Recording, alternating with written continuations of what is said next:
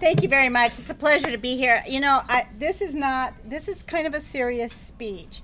And as I was getting ready for it, you know, I was tucking myself in, trying to look very, very businesslike. And I'm looking over at Councilmember Amy Wallen, because I am the guardian of one of her small dachshund dogs, which has taken over my life.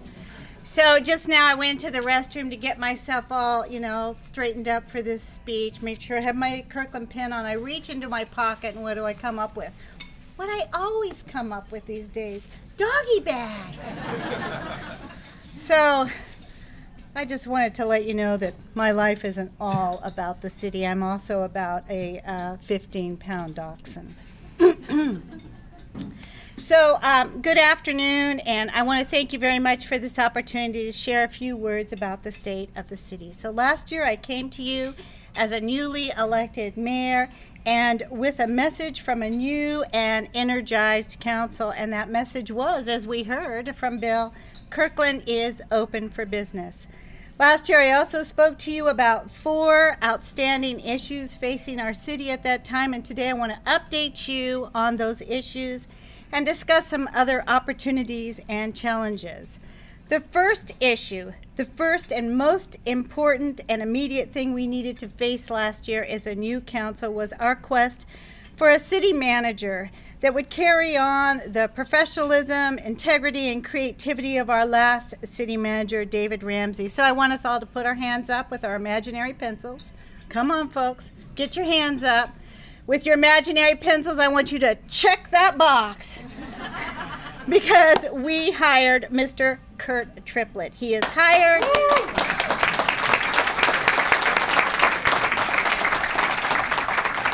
He is hired, hopefully moving to Kirkland very soon, and in only 6 months has made some great strides in ensuring that our city pursues a path to prosperity. The second issue was our hope that we could have a smooth transition to annexation. And just think of it. On May 30th, we will go to sleep as a cozy little town of 48,000, and we will wake up the next day a bustling city of 85,000 people.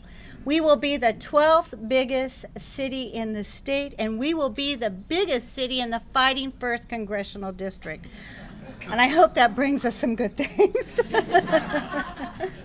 After much planning and thoughtfulness, we are almost there. And just the other day, I was at a very moving swearing-in ceremony for 9 new police officers that will grace our bigger and better city. The third issue I spoke to you about last year was the budget. And these last years, as you know, for yourselves and for your cities, for your business, for your own personal budgets, these have been difficult years.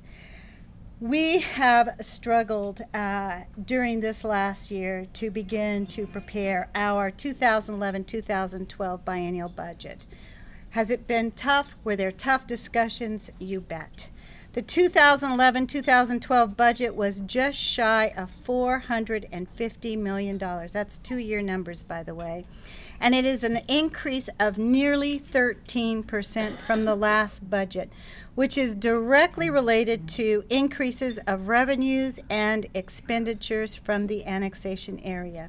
Although the city of Kirkland fared much better than other cities, we still had significant new reductions due to the recession.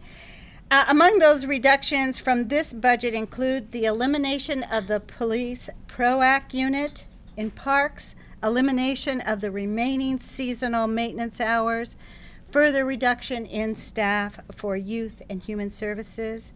We eliminated the neighborhood connection programs and the neighborhood traffic control program. City Hall reception and passport services are reduced. We also eliminated 6 full-time equivalents, although we were able to bridge 11 of those positions to annexation. I like to imagine what it must have been like on Kurt's first day coming to the city of Kirkland. Hello, welcome to Kirkland. Here's your office. Oh, by the way, can you fix that $7 million gap we have in the budget? And can you do that within, oh, I don't know, a day or two? But our Mr. Triplett was up to the task. He very soon had each department outline a 5% across the board cut in their individual budgets as just a starting place. On health care costs, a significant driver of all city budgets is health care. He helped to successfully negotiate with our employees and bargaining units a move to self-insurance, something our city had been talking about for 10 years but couldn't get agreement on. Moving to self-insurance will provide much more control over our health care costs. So balancing a budget during an economic downturn is hard work and often heart-wrenching. And I want to compliment this council. This is a great, hard-working council. Our city manager, all the department heads, and the bargaining units, all of our employees that worked hard to make the necessary cuts while struggling to do more with less and try to maintain our core services. I also want you to know that during these hard economic times, the city maintained its AAA rating from Standard & Poor's. We were rated, yeah, you know what, really. It's only the best rating, only the best. But I want you to also know that we were rated strong in all 7 of Standard & Poor's best financial management practices, all 7. We also received for the 5th year in a row the Excellence in Financial Reporting Award from the Government Finance Officers Association. So that brings me to our 4th topic, economic development. So last year in January, with the swearing in of this new city council, and I would say, to use Sans Contreras' term, bold new city council, Kirkland began to chart a course correction to bring our city back to a more balanced approach in how we deal with economic development and the business community. And here is a list of just some of our accomplishments. It's just a partial list. So for our developers, we gave them an option to extend their permits before they have to build. That was very important to them. And we also moved the collection of impact fees from permit application or the beginning of the process to the end of the process at escrow closing. The developers asked us for these changes and we made it happen. Totem Lake. For too many years, we were caught up in every other part of the city except our Totem Lake Business District. Starting with our Totem Lake Symposium in September, the council has made the revitalization of Totem Lake a priority, and we are building a work plan to implement some of the great suggestions from that symposium. We also reaffirmed our support for the redevelopment of Park Place. And at the request of Amy Wallen, she is much more than just about great dachshunds. At the request, I'm sorry, I'm so focused on my dog. At the request of Amy Wallen, Councilmember Amy Wallen, Kirkland staff conducted a competitive study which identified an immediate step the city could take would be to end all change of use fees across the city. We will see that proposal on our agenda within the next couple of weeks and maybe even this next week.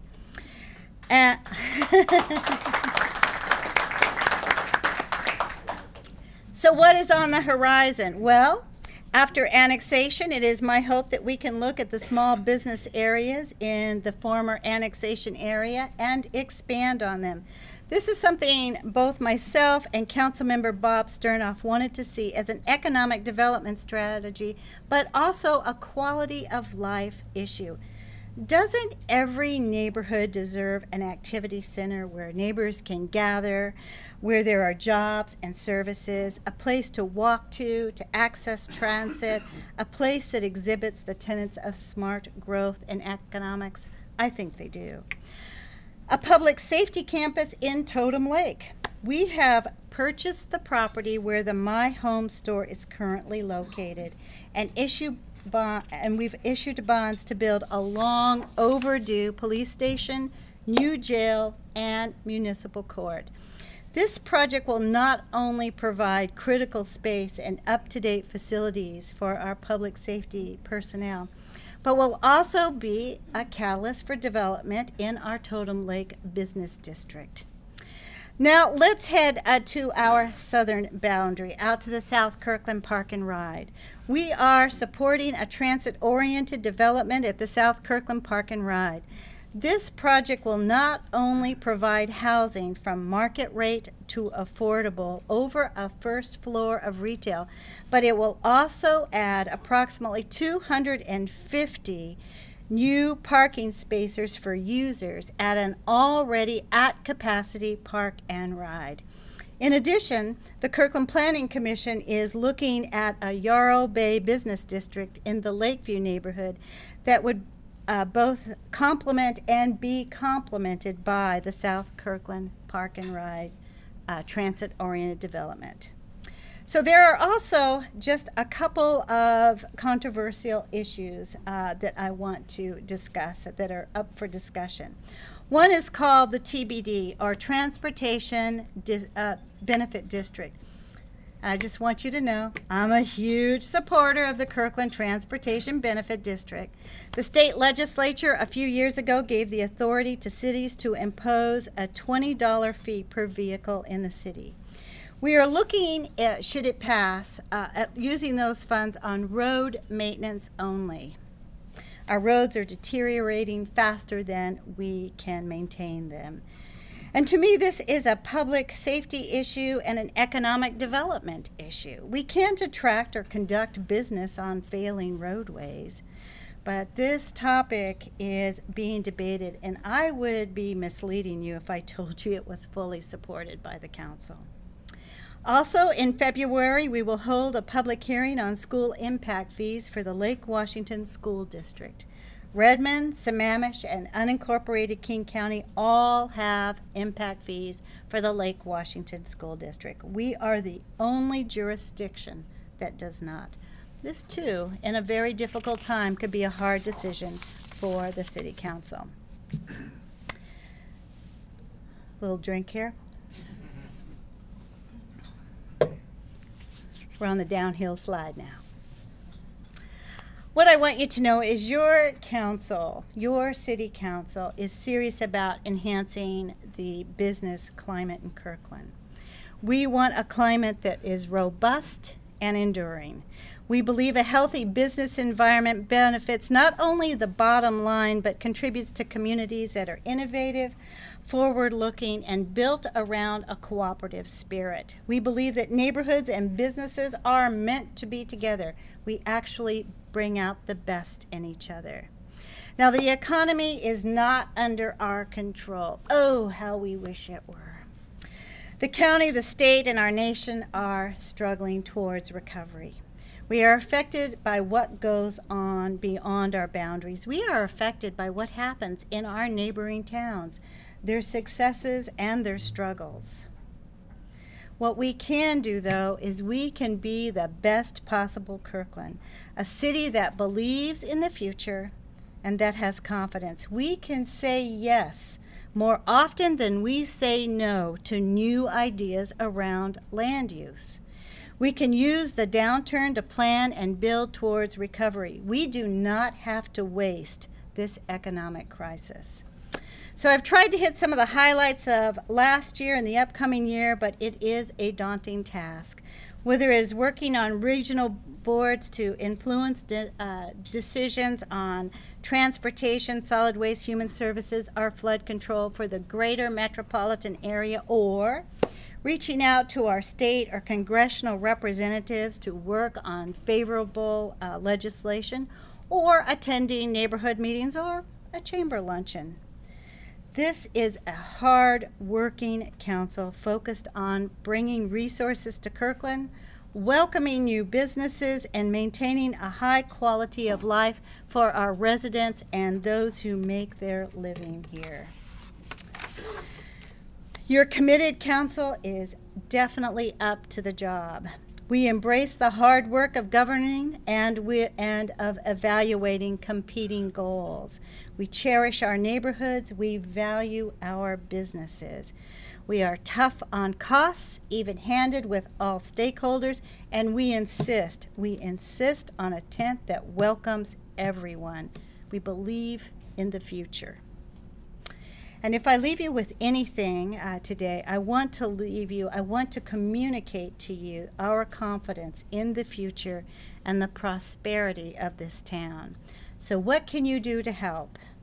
Your willingness to be good corporate partners, to stay involved and engaged is what makes Kirkland a remarkable town. This year, we will again ask for your assistance to build new public and private partnerships, to sustain a new entrepreneurial climate, to give us your wise counsel on how best to retain our current businesses and attract new business, to work in partnership with our highly organized and dedicated neighborhoods on projects of mutual benefit. And finally, to repeat an enduring theme, you can join us in spreading the word. We can say it all together. Kirkland is open for business. Thank you very much, and I'd be... can I bring up Dave Asher? You want me to do it?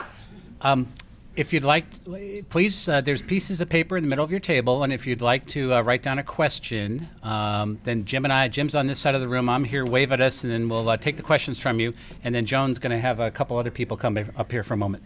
Right, yeah, grab those pens and papers, and while you're writing out some questions, I'd like to bring up Councilmember Dave Asher and also Kathy Page Feek to just give you a 2-minute description of something Kirkland is very, very excited about, the Kirkland Time Bank. Thank you.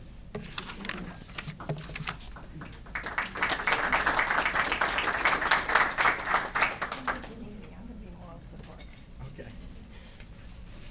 Well, Kathy and I are board members on a new initiative on the East Side that has started here in Kirkland. It's called, and I'd like you to take your the program, and if you turn over the program on the back, there's enough room there for you to write right under reminder, eastsidetimebank.org. eastsidetimebank.org. That's the website for a service exchange that we've just started and opened the pilot in December. It works very similarly to what one would call a barter system. However, there's no value added. It's an hour or an hour equivalent of service. And it can work for small business just as well as it works for individuals. Take a look at the website. We have an orientation coming up this Thursday evening. There's an orientation every month. Starts out with a potluck at 6:30, so come and there's some great stuff brought at the potluck. And at 7:30, the orientation begins. We do an application form at that. We will ask for photo ID, and we'll do criminal background checks for everyone that's involved in the time bank. If you have a small business that can use some service, that can use some skills, you can build up time hours in the time bank and then exchange them from someone else in the in this time bank to get services for you. It's worth looking at. It's worth looking at an additional resource where in these times where you may need some additional things done for your business, but you may not have the revenue base right now to do it, to get some additional help. So look at it, come to the orientation, and see if it might work for you. It's a pilot that's in Kirkland right now for about the next 3 months. It will then expand into Bellevue and Redmond. The cities of Bellevue, Redmond, and Kirkland are all supporting it. And we think that it's going to be very, very big. And if you can get in on the pilot, the earlier the better. Learning how to accept skills and accept help from others on things that you need, and then contributing back. It's a good community builder as well as is a service exchange. Thank you. I just wanted to add that time banks had been really popular and successful in several other parts of the country. So this is not something that hasn't been done before. We are following models that are well established. And the idea that you can meet other people in your community or other communities and exchange some of the things that you are good at. We already have people who are getting services such as haircuts and power washing and business mailings, and this is the reason we wanted to bring it up at the chamber, that not only can you use it in your personal life, but give a thought to what you do with your business every day. Thanks, Joan, for letting us do that. Yeah, it turns out I'm becoming a very good dog walker.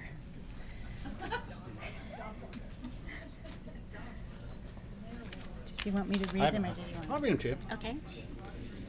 Can you expand on change fees? This should attract new businesses, correct? How much can a business expect to save when it moves into a vacant space with the elimination of change of use fees? Will you repeat that? Oh, no, I think I got it. This was particularly, I mentioned in here that the city is looking at eliminating change of use fees.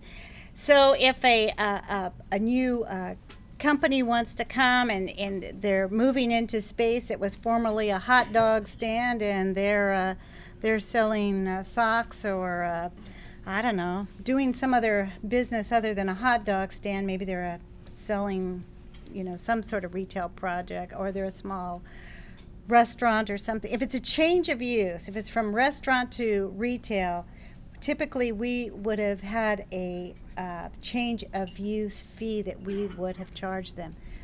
We will be looking in the next week about eliminating that across the city. And it's a very big deal if you are bringing a business to Kirkland, or if you are a business that wants to expand into an empty space next to you. So stay tuned and watch how this helps. We are committed to being as competitive as we can be, and I want to again be thankful that Councilmember Wallen started this study that is going to ask us to look at all of our fees and the way we do business and how we can be more competitive as a city. So yes, this will help businesses coming in and those businesses that are here that want to expand into other spaces. What are the city's priorities at the legislature this session? Oh, I'm glad you asked. I'm sad that my memory is poor. Well, one of the main things that we are looking to protect is the sales tax rebate for the annexation area. It's kind of a technical thing, but it is one of our #1 priorities. Another one of our priorities is to look at tax increment financing at the state legislature and how that might look.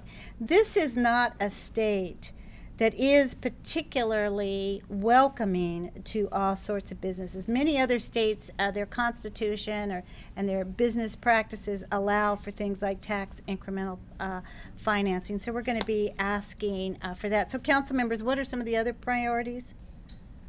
We have a list of priorities. One of the other things we did say is we want to be sure that our legislature does not mandate certain laws or anything that will cost us money. Unfunded mandates, that's a priority for us in these hard budget times. Yes, sir. Flexibility and use of revenues, revenue sources that we have is key. Right. Flexibility, Councilmember Asher said flexibility in the revenue sources that we have. So some of these things are a little bit technical. They are on our webpage. So basically, we want to move forward. We want to look at new new programs that can help us attract businesses. And a tax incremental funding would not just help Kirkland, it would help every city. It would help the business climate in general. Other? What impact will the proposed Lake Washington High School and Lake Washington School District impact fees have on the school? Will these fees have a direct cost on the FTE class sizes at the high school? Well, I wish there was a... Chip, yeah. do more about impact fees, whether they'll come to You know, the impact fees that we are going to be having a discussion on is only for new construction. It's not, if you have a house and you decide, I don't like that house, I want to tear it down and get a bigger one, there still wouldn't be an impact fee. But if you had a lot and you decided that you have a house on it and you want to divide it and put another house, that's where a school impact fee would come into play. And here's our conundrum. So in my notes I said that every other jurisdiction, the Lake Washington School District is huge. Sammamish, Redmond, unincorporated King County. So currently in Kirkland there's no impact fees. Why we don't, I don't know, because we've always been a strong supporter of schools. But here's our problem when it comes to our school district, is when we annex in June, that huge unincorporated area of 35,000 people, and it's a huge area. If you haven't seen it, it's almost as big as existing Kirkland, has impact fees. And if we don't decide what we're going to do by the time we impact, we will actually not only not be adding our own impact fees so that schools can be built, new and better schools can be built, we will actually be taking funds from the school district.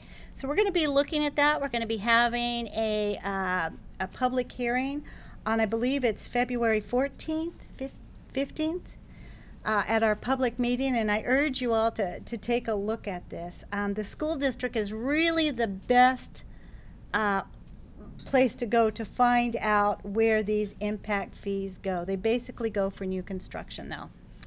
More questions? We're out of time. Thank you. Thank you. Okay, thank you. Thank you so much.